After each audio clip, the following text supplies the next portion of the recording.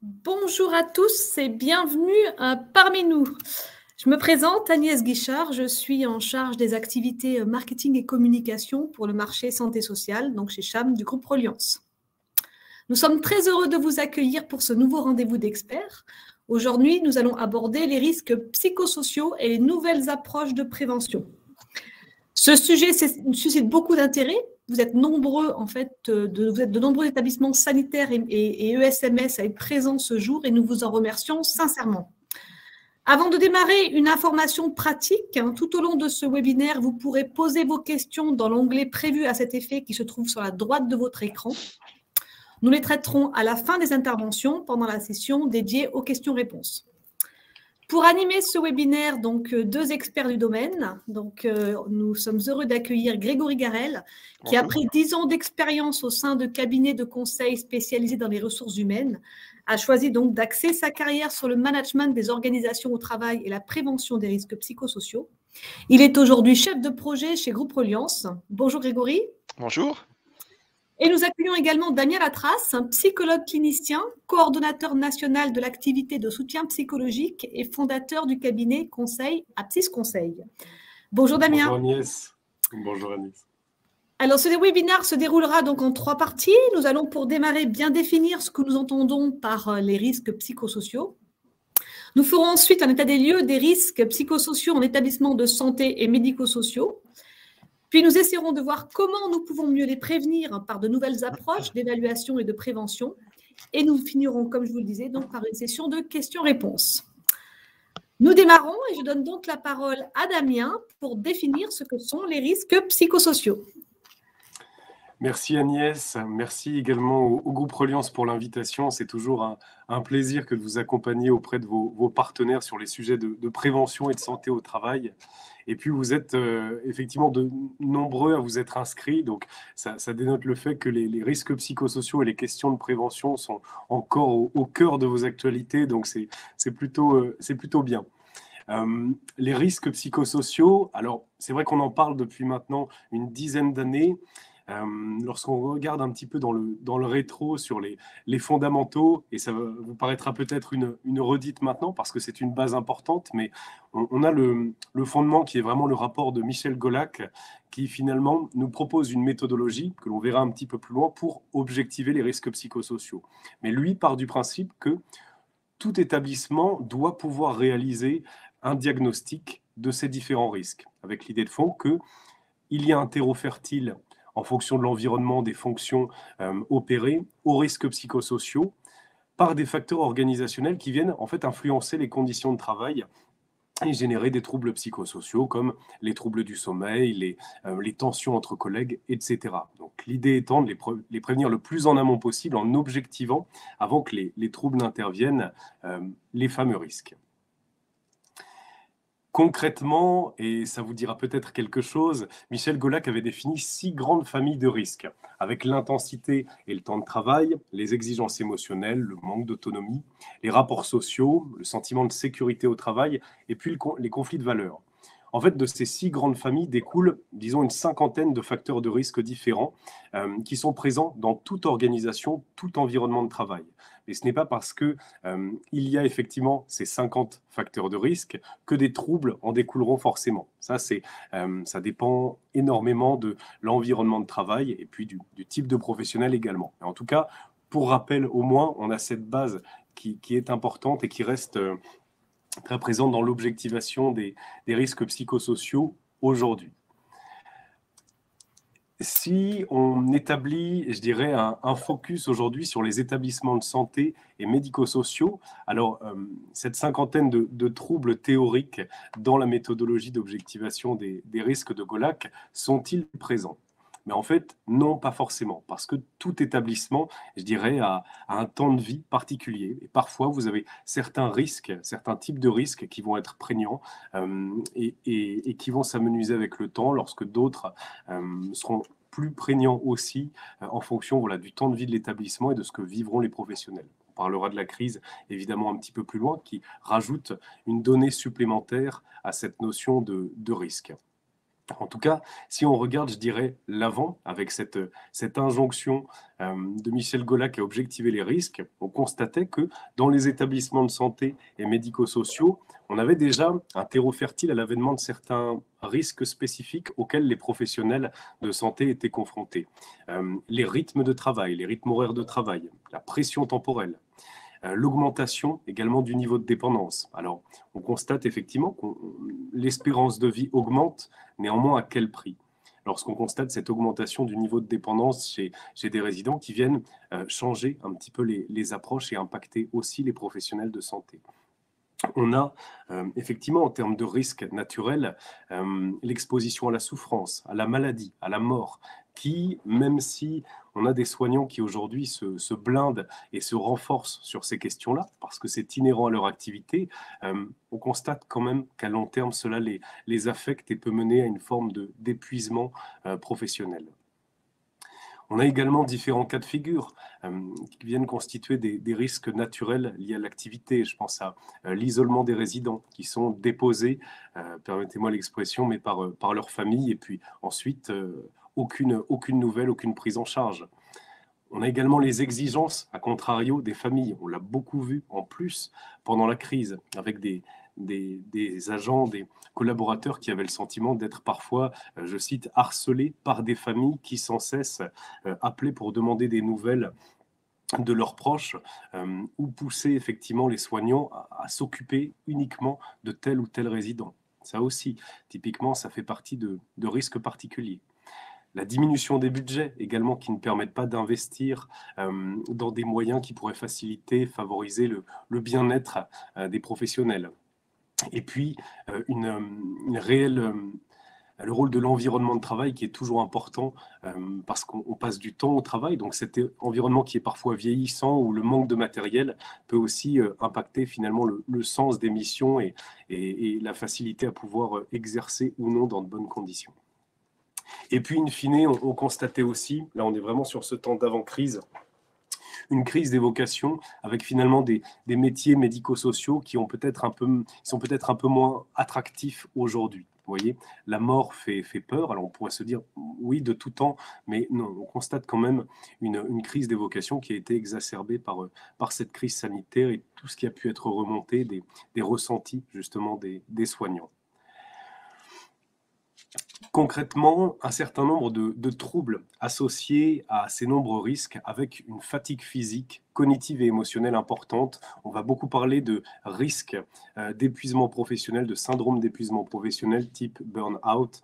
Pour ma part, pour les consultations psychothérapeutiques que je peux mener en individuel, un patient, alors un professionnel sur deux, va effectivement évoquer cette problématique d'épuisement. On va avoir également, de manière récurrente en termes de troubles, un sentiment de perte de sens au travail. Voilà, dans ces environnements mouvements, face à une restriction des budgets, à ces rapports teintés de violence avec les familles, je ne retrouve pas ma place au travail. Et puis, on constate que ce terreau-là, il est extrêmement fertile à l'avènement d'un certain nombre de tensions entre collègues et avec la hiérarchie. Et puis, face à des rythmes exigeants, une conciliation entre vie professionnelle et vie personnelle un peu plus exigeante, un certain nombre de risques desquels découlent des troubles qui peuvent générer un absentéisme important. Donc au final, on a un serpent qui se mord la queue avec un effectif qui se réduit, des présents qui sont là et éprouvés face aux mêmes troubles. Voilà, donc les forces s'amenuisent peu à peu. Ça se traduit également, et on le voit notamment avec les familles, par vraiment le constat d'une augmentation massive des violences dans le secteur de la santé. Là, on est en 2018. On pourrait revoir ces chiffres à la hausse avec l'effet crise sanitaire et ce que je viens de vous évoquer. In fine, tous ces troubles-là, donc vous l'avez compris, on a les risques desquels découlent des troubles et on constate que ces troubles finalement sont exacerbés avec l'effet crise. Les tensions se change en conflit au sein des équipes. Ce qui apparaissait comme de la fatigue, là aujourd'hui sur l'après-crise, on est vraiment sur des syndromes d'épuisement professionnel. Les questionnements pro, je dirais plutôt normaux, au fil d'une carrière, là se changent vraiment en perte de sens réel du travail, ce qui peut alimenter cette crise des vocations dont on parlait tout à l'heure, et puis la baisse de régime, qui pouvait être invoquée également par les professionnels de santé. Aujourd'hui, elle est plutôt vécue comme une démotivation globale. Avant de laisser, et ça fera la transition, la parole à Grégory pour qu'il puisse vous montrer un petit peu la lumière, mon rôle à moi était de planter un petit peu le décor et effectivement, il n'est pas forcément très reluisant, mais l'idée, c'est surtout, et c'est ce qu'on constate sur le terrain, de pouvoir renforcer ces liens entre qualité de vie au travail et qualité des soins. En fait, la qualité des soins conditionne la qualité de vie au travail ressentie par les professionnels de santé, et un professionnel qui estime être en bien-être dans son travail, ça va forcément avoir un impact positif dans la qualité des soins prodigués à l'usager. Et j'emprunterai pour finir sur cette partie un peu de diagnostic, ces mots à Elsa Pirodon, donc, qui est une consultante en organisation et ancienne directrice d'EHPAD. Elle défend deux idées majeures en exprimant que garantir la bientraitance des personnes âgées, c'est prévenir les risques psychosociaux en améliorant les conditions de travail. On a vraiment ce lien étroit entre QVT et QVS et qualité des soins. Et aussi, elle nous donne déjà un moyen d'y parvenir, c'est en se plaçant toujours sur le terrain de l'organisation. Autrement dit, à une période où les professionnels attendent beaucoup du management, un bon manager, a priori, serait celui qui vraiment se rend disponible auprès de ses équipes sur le terrain pour pouvoir les connaître dans leurs contraintes et les reconnaître aussi dans tout ce qu'ils mettent en pratique pour garantir un haut niveau de qualité des soins. Donc ça me paraît être vraiment fondamental.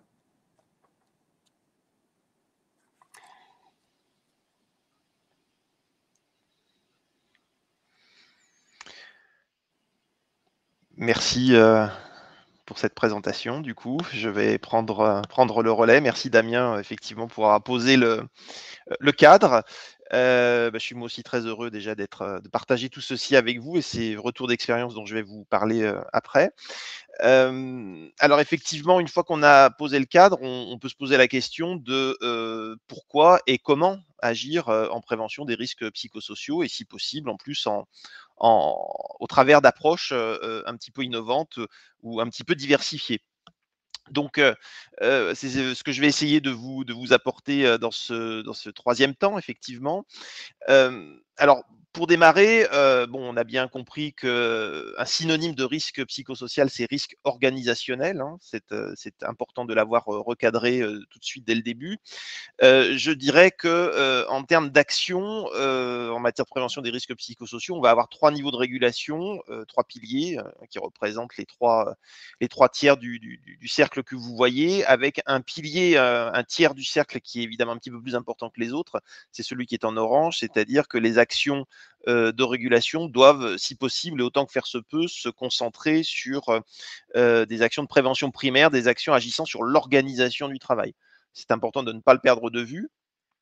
Bien sûr, ces actions autour de l'organisation du travail, elles s'articulent à d'autres volets, d'autres moyens d'action, notamment autour des collectifs de travail. Et puis, dans une action ou un axe plus de prévention tertiaire pour réguler parfois malheureusement les situations ou les risques qui ont débordé et qui n'ont pas pu être traités en amont, des actions plus relatives à l'individu, notamment dans le cadre de la prévention tertiaire. Donc, ne pas perdre de vue qu'on a ces 3 niveaux d'action finalement, avec l'un qui est plus prioritaire que les autres, et se poser la question finalement de pourquoi agir en prévention. Avant de traiter le comment, c'est bon de rappeler le pourquoi. Je dirais qu'il y a deux raisons qui sont simples. Une que vous connaissez bien sûr, c'est l'obligation réglementaire, hein. On agit en prévention des risques psychosociaux parce que c'est une obligation réglementaire, c'est le code du travail, c'est le document unique et l'évaluation des risques pro. Et c'est aussi un enjeu et c'est aussi un intérêt parce que, pour le dire simplement, cela rapporte bien plus que ce que cela peut coûter. C'est-à-dire qu'aujourd'hui, on a un certain nombre d'études, et notamment une étude de l'Agence européenne pour la sécurité, santé et sécurité au travail, d'il y a quelques années, qui avait fait une compilation d'études au niveau européen et qui aboutissait effectivement au constat qu'1 euro investi dans un programme de prévention, de promotion de la santé psychologique au travail pouvait rapporter jusqu'à 13,6 euros de bénéfices nets. Donc, on est sur un rapport de 1 à 13. toutes les études convergent en tous les cas pour aller dans le sens de ce type de rapport, hein, et de ce que je disais du fait que cela rapporte bien plus que cela coûte. Donc en tous les cas, voilà, on a aujourd'hui sur le pourquoi 2 réponses possibles qui vont toutes dans le même sens et qui doivent nous conduire à nous interroger sur, bien, sur le comment, hein, très clairement. Alors, sur le comment, eh bien, c'est d'abord la question de la clé d'entrée. Pour commencer à agir en prévention des risques psychosociaux, ben, on a plusieurs voies possibles, évidemment. Il y a plusieurs clés d'entrée possibles. La plus naturelle, la plus systématique et aussi aujourd'hui la plus connue, c'est bien sûr le document unique d'évaluation des risques, hein, qui est l'occasion dans sa conception ou dans sa mise à jour, puis dans sa mise à jour, de travailler sur l'évaluation des facteurs de risque psychosociaux par unité de travail. C'est une autre clé d'entrée aussi, que je mettrai un petit peu en parallèle, c'est différents indicateurs RH que vous connaissez aussi, et notamment celui de l'absentéisme, qui peut permettre une prise de conscience et d'amorcer aussi un travail autour de la prévention et de l'amélioration des conditions de travail, puisque c'est de cela dont on parle. On a deux autres leviers possibles, bien sûr.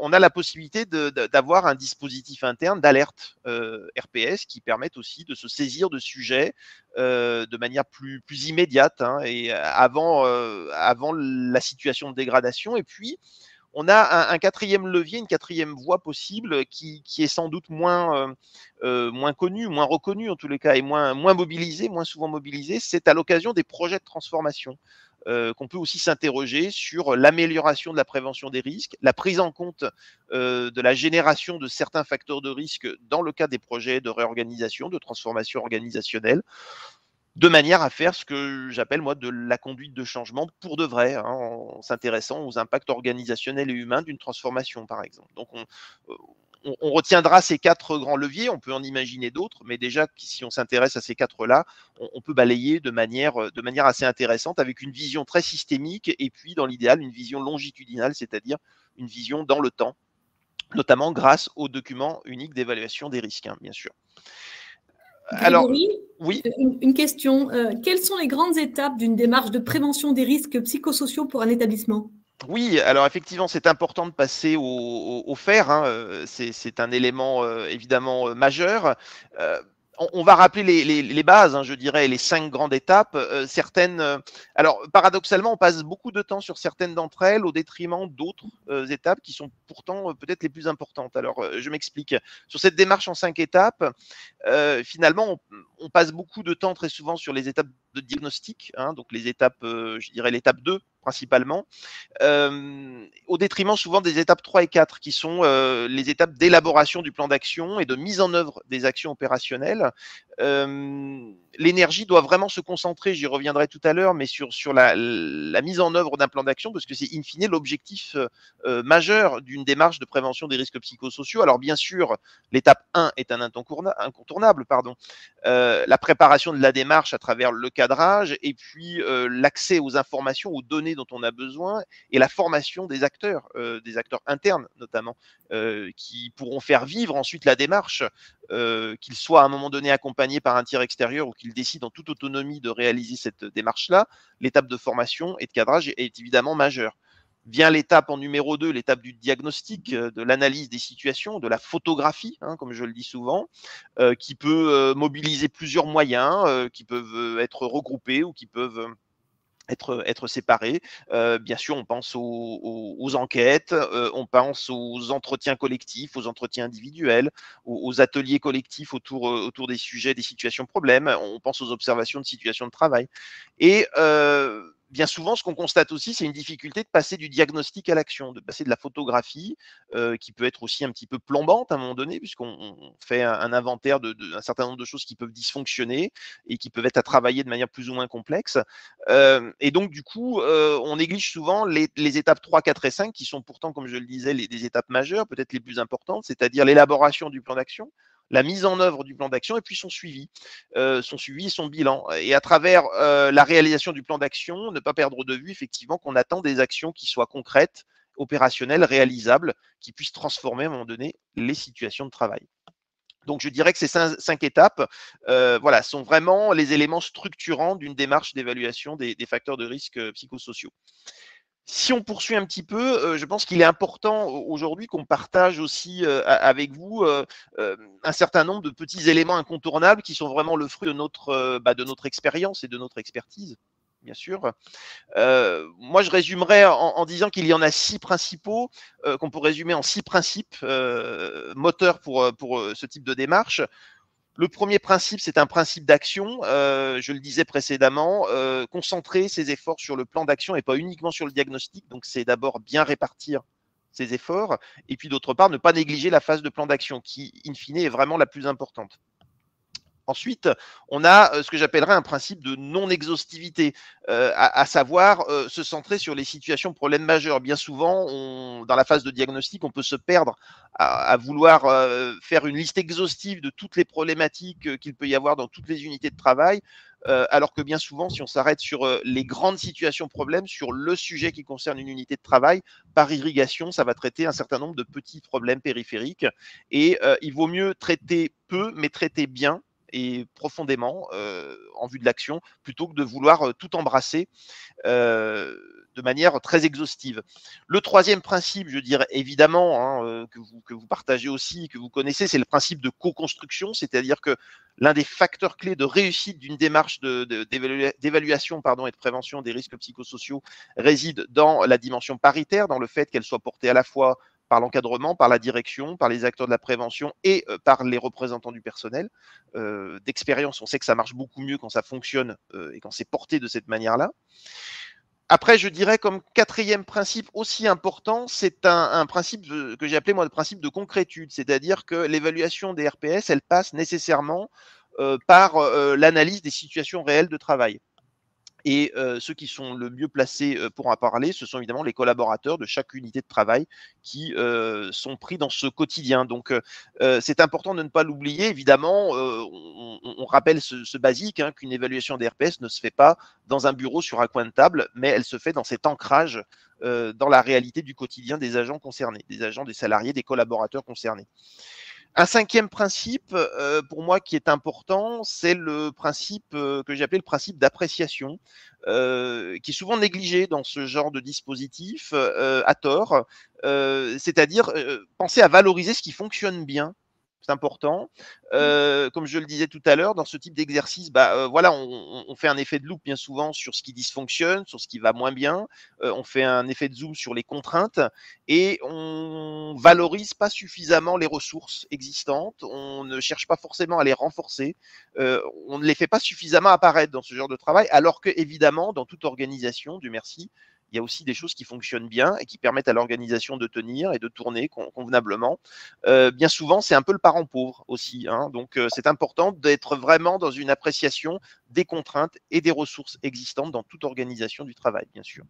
Dernier point qui vient conclure finalement les 5 autres principes d'expérience, le principe d'amélioration continue, c'est-à-dire de savoir inscrire la démarche dans le temps, est un élément important pour continuer de fédérer, de mobiliser autour de ce sujet, de manière à ce que ce soit finalement quelque chose de banalisé au sein de l'organisation et qu'on procède chaque année à son évaluation, à sa mise à jour de l'évaluation des RPS et puis qu'on puisse, voilà, au fil de l'eau, améliorer les conditions de travail. Donc, c'est important dans tous les cas. Et donc, Grégory, concrètement, cela se traduit comment pour les établissements ? Alors concrètement, comment ça se traduit? Effectivement, c'est une question importante. On a vu le pourquoi, on a vu une première phase du comment de manière un petit peu plus générale. Alors, moi, j'aimerais m'appuyer finalement sur 2 exemples, 2 illustrations vécues de notre expertise et de notre expérience. Comment est-ce qu'on peut profiter de ce qui a un caractère obligatoire pour finalement animer et puis innover aussi dans des démarches qui soient apprenantes? Eh bien, je citerai 2 exemples. Le premier exemple, c'est l'approche par le transfert de méthode. Alors, je m'explique, l'approche par le transfert de méthode, réalisée en l'occurrence dans cette illustration auprès d'une structure de type EHPAD SSR. Quels enjeux et quels objectifs finalement? Le transfert de méthode, il a consisté certes à faire appel à un tiers extérieur pour bénéficier de l'expertise en matière d'évaluation et de prévention des risques psychosociaux, mais l'enjeu a été de pouvoir former finalement et transférer une méthodologie d'analyse des facteurs de risque psychosociaux auprès d'un copil de personnes volontaires, justement, représentées à parité, comme je l'évoquais tout à l'heure, et en vue de faciliter l'appropriation de la méthodologie et d'ancrer tout de suite cette démarche dans du faire et non pas dans du faire avec ou faire à la place. C'est-à-dire qu'on a cherché à travers la conception, le choix d'outils bien spécifiques, à outiller justement ce comité de pilotage pour qu'il aille lui-même aller chercher les éléments permettant de procéder à l'évaluation des facteurs de risque psychosociaux.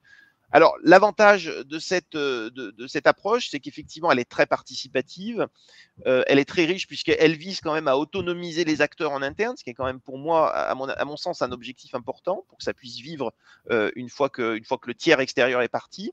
Et puis, c'est un processus d'acculturation, c'est-à-dire que les évaluateurs internes, si je puis dire, sont en situation de vivre le processus, d'apprendre en faisant, et le tout en apprenant et en faisant de manière sécurisée, c'est-à-dire qu'on est sur une approche par étapes où on forme, où on montre comment l'expert fait, où l'expert accompagne les premiers essais, et puis ensuite le groupe va à la recherche des informations, l'animation d'entretiens collectifs, éventuellement d'entretiens individuels de manière autonome.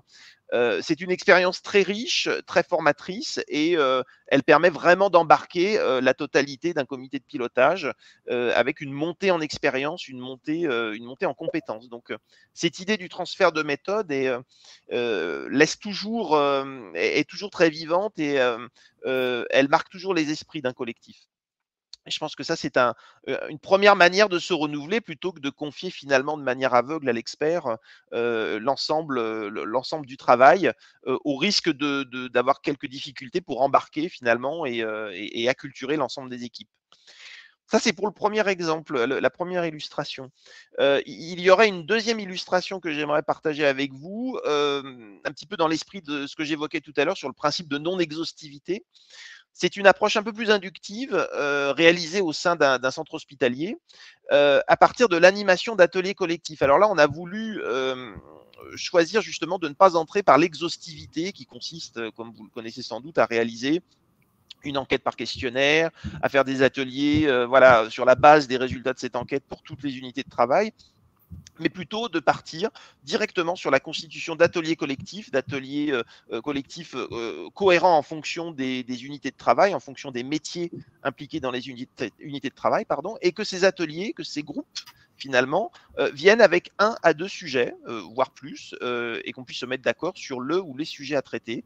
On en choisit sur une demi-journée, on en choisit 2 en général, et ce sont les équipes qui vivent et qui partagent le ou les problématiques apportées, qui vont travailler d'une part sur la qualification, alors sous l'égide bien sûr de l'animateur, du tiers extérieur animateur, qui vont travailler sur la bonne qualification du problème à partir d'une grille, à partir d'une grille de conceptualisation, je dirais, qui permet de bien qualifier la chose sous l'angle des risques psychosociaux.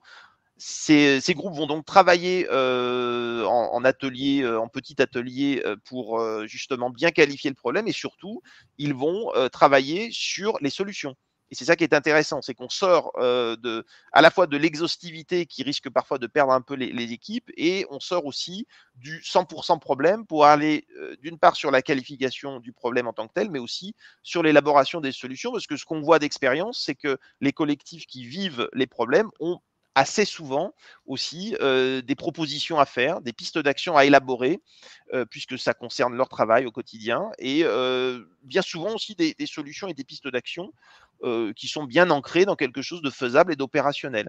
Donc là encore, on a l'idée aussi qui est d'autonomiser les acteurs de manière à ce qu'ils prennent le réflexe de pouvoir finalement déclencher, animer des ateliers collectifs plus ou moins régulièrement, et qui viennent alimenter le dispositif global de prévention, et qui viennent aussi les acculturer à cette démarche-là. C'est une sorte de banalisation, là encore, du travail autour de l'amélioration des conditions de travail.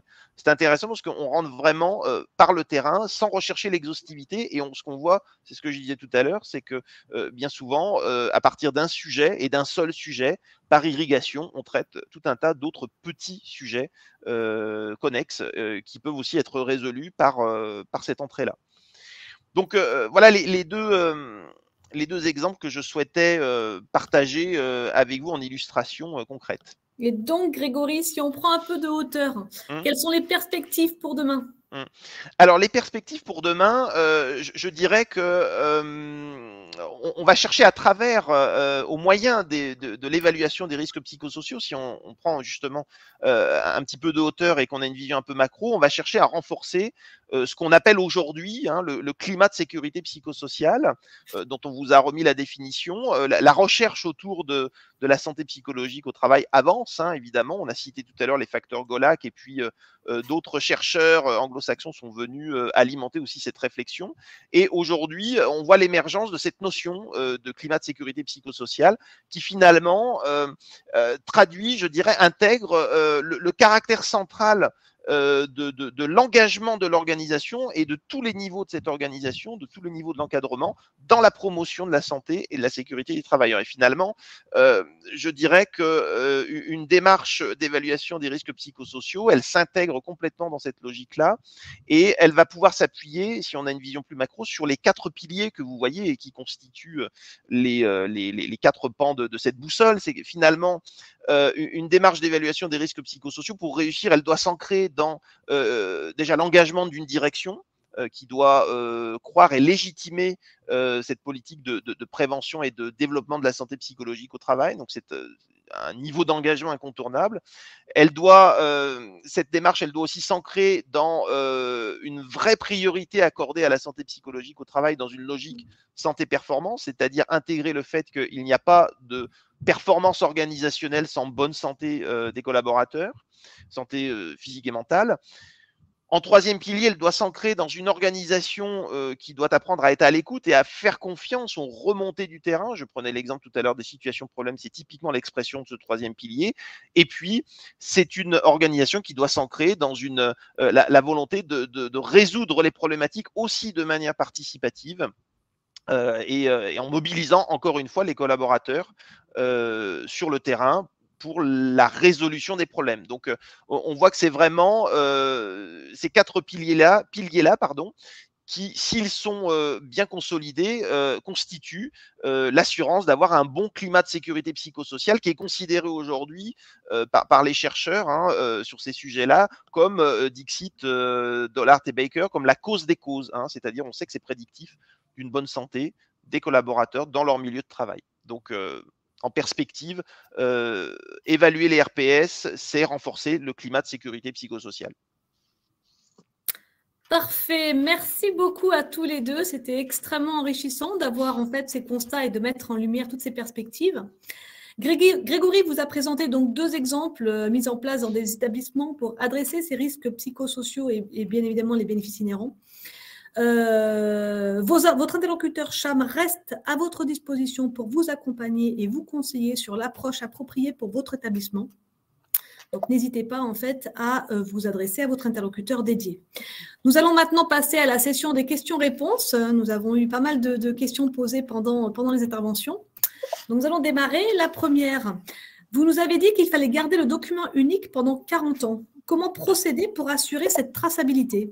Tout à fait. C'est la nouvelle loi santé-travail d'août 2021 qui l'oblige à partir de 2022. Eh bien, la solution la plus évidente, c'est une numérisation, un format numérique de ce document unique d'évaluation des risques. Alors nous, on propose des solutions, notamment d'applications numériques justement pour stocker les différentes versions, parce que c'est ça l'idée, de stocker les différentes versions du document unique sur une échelle de 40 ans pour suivre l'exposition aux risques professionnels et psychosociaux. Donc, l'idée, c'est la numérisation. Parfait. Une autre question. Quels outils proposez-vous pour l'acculturation à la détection et l'analyse des RPS ? Alors, on peut proposer. Alors, on a développé progressivement des outils maison, d'une part, bien sûr, et puis d'autre part, on s'appuie aussi sur des outils fiables. Je pense notamment fiables au sens scientifiquement éprouvé et utilisé, notamment, par exemple, je sais que j'ai souvent eu à mobiliser avant de créer des outils plus maison, l'outil RPS-DU, par exemple, de l'INRS, qui est un très bon support méthodologique diagnostic scientifiquement valide et très opérationnel, même s'il a sans doute quelques longueurs et quelques limites. C'est un outil qui passe bien, voilà. Et on a aussi voilà quelques outils maison maintenant un petit peu plus, sans doute un petit peu plus malléable, on va dire, plus facile d'appropriation. Très bien. Merci Grégory. Une autre question, vous nous avez exposé les risques naturels induits par la crise. Et sur l'après-crise, est-ce que vous pressentez de nouveaux troubles? Damien, peut-être? Je laisse Damien. Ouais. Volontiers. Alors, j'ai pas de boule de cristal. Pour autant, en me mettant à l'écoute des patients actuellement, alors on est encore dans le pendant, entre le pendant et l'après, on ose tous l'espérer. Ce qu'on constate en termes de troubles spécifiques, c'est que c'est plutôt la question du corps social qui est mis à mal. Pendant la crise, pendant les confinements, on a beaucoup parlé des familles, des couples qui ont été sévèrement malmenés, comme si ce trop de proximité à un moment donné appelait en fait à la séparation et au clash. Aujourd'hui, ce que l'on constate d'un point de vue clinique, en fait, ça se joue entre ce que j'appellerais l'inhibition et la désinhibition. C'est-à-dire qu'on va avoir des comportements sociaux très particuliers avec des personnes qui vont développer presque des troubles type agoraphobie, isolement social, difficulté majeure à revenir sur le lieu de travail, à se réimprégner en fait de ce corps social. Pourtant, on existe aussi avec l'autre, donc c'est quand même complexe.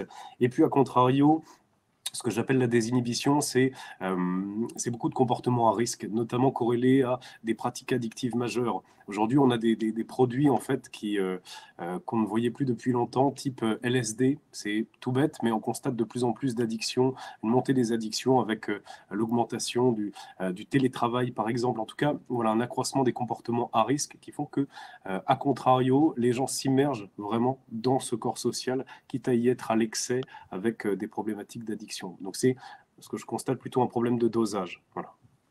D'accord. Merci bien. On a encore le temps. Oui, une autre question. Avez-vous des chiffres sur les évolutions des RPS durant la crise Covid, et notamment en 2020? Alors sur 2020, moi j'aurais des chiffres en termes de TPS, on pourrait dire de troubles psychosociaux, mais sur l'augmentation des troubles anxio-dépressifs, je pense aux chiffres qui ont été publiés entre septembre et novembre 2020 sur en fait les troubles anxio-dépressifs qui ont doublé en fait. Donc ça c'était un indicateur assez important sur l'état de santé des Français. Maintenant, ce qu'il faut vraiment avoir à l'esprit, c'est que les risques ont été majorés par la crise, et c'est vraiment le fond du message que nous avons passé tout à l'heure. Parfait. Quelle différence faites-vous entre QVT et RPS? Ah, sujet. Oui, question importante. Alors, ce qui est certain, c'est que c'est pas la même chose. Ça déjà, voilà, c'est surtout pas un synonyme. Ce qu'on a trop tendance à croire, peut-être un peu moins avec le temps, mais les choses évoluent doucement. Disons que pour moi, la QVT, c'est l'étape d'après. Difficile d'envisager un programme d'amélioration de la qualité de vie au travail sans avoir fait ce fondamental qu'est l'évaluation de ces facteurs de risque psychosociaux. La QVT porte une dimension beaucoup plus programmatique et beaucoup plus vaste en fait, et elle se fonde beaucoup moins sur une approche diagnostique, mais beaucoup plus sur un travail d'inventaire des pratiques existantes à l'aide d'un référentiel que nous on a conçu d'ailleurs, un référentiel maison, à l'aide d'un inventaire, d'un exercice d'inventaire avec des outils aussi dédiés qui vont travailler sur plusieurs axes et qui vont englober bien plus de choses que la prévention des risques professionnels et psychosociaux, qui devient d'ailleurs un des chapitres de la QVT, au même titre que d'autres sujets comme la conduite des transformations organisationnelles, la digitalisation du travail, la prévention de l'usure professionnelle, toutes ces grandes thématiques. Je dirais, pour terminer d'ailleurs, qu'aujourd'hui, on parlera de QVCT, et de moins en moins de QVT, QVCT en cohérence avec l'accord national interprofessionnel de fin 2020 et qualité de vie et des conditions de travail, ce qui permet aussi de clarifier un petit peu cette notion de QVT qui a engendré, je pense, un certain nombre de malentendus. Merci Grégory. Une dernière question peut-être. Quels outils proposez-vous pour l'acculturation à la détection et à l'analyse des RPS? Alors, vaste question là aussi. Alors, c'est un petit peu dans la veine de ce qu'on a évoqué tout à l'heure sur les outils comme RPSDU. Alors, sur le travail d'acculturation, je pense que ça va passer plus que par des outils. Ça va passer d'abord par un langage commun, un vocabulaire commun pour bien définir ce que c'est que les risques psychosociaux et par extension, je pense que c'est encore plus important, bien définir ce que c'est que la santé psychologique au travail. Je pense qu'il faut vraiment commencer par la racine. Et avant de mélanger un petit peu toutes les notions, je pense qu'il faut bien définir ce dont on parle et notamment poser la question de qu'est-ce que c'est qu'être en bonne santé au travail finalement. Donc moi, je commencerai en tout cas ce processus d'acculturation par une bonne définition des termes, comme une bonne vieille dissertation à l'ancienne. Parfait. Est-ce qu'on prend encore une dernière petite question? Est-ce qu'il y en a encore une? Si j'en ai encore une là. Quel est selon vous le lien entre les manifestations des RPS et les générations actuelles de travailleurs, pardon? Je sais pas, Damien, ça t'inspire ou...